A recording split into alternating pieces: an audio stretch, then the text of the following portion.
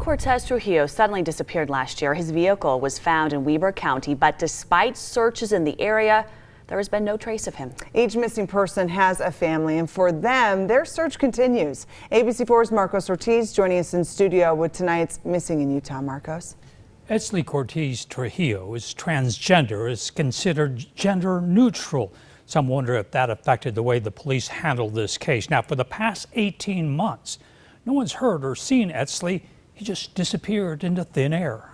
Eztli, like I mentioned earlier, is a very kind, very tender-hearted, very genuine person. Eztli is someone who really cares a lot about people. But according to police reports, friends worry that Eztli Cortez Trujillo is troubled, perhaps suicidal. Eztli is a transgender and gender neutral, meaning the person isn't a male or female, but considers themselves he, she, or they. The night before they went missing, they're really struggling with themselves. They were having a hard time processing some really heavy trauma. On April 23 of last year, Eztli travels east on the North Ogden Divide. His silver Volkswagen is found high-centered along the road. An Uber driver sees him, offers him a ride on his return, but he disappears when the driver comes back. I don't know, because there's just so many ifs and what ifs and so much speculation as to what could have happened, because only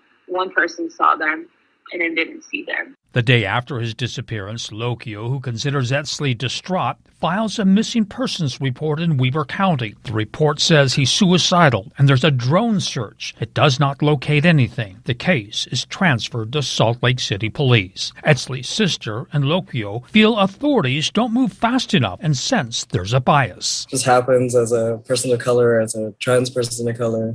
In that process, feeling very heavily discredited and dismissed. But behind the scenes, Salt Lake City Police actively investigate the case. They learn Eztli felt uncomfortable living away from home and wanted to move back. His sister doesn't see him as suicidal. Knowing Eztli, I don't think they would have just committed suicide without writing the letter. I don't think it would be in their nature to just leave without telling anybody. In July and August, Salt Lake's search and rescue, along with canine dogs, searched the area, but there's no evidence of Eztli being there. Still, there's frustration with the way it's handled. The reality is Eztli's case has been unnoticed because of a person of color, and they were part of the LGBTQ plus community. That our family really misses them. Our family isn't whole without them. Hard to know that this is our reality.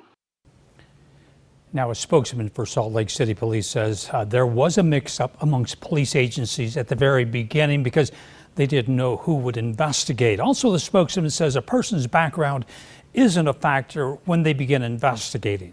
For now, they've closed the case. They consider it inactive, pending new leads. If you know something, say something. Contact Salt Lake City Police. Their number attached to this story on ABC4.com. For Missing in Utah, Marcos Ortiz, ABC4 News.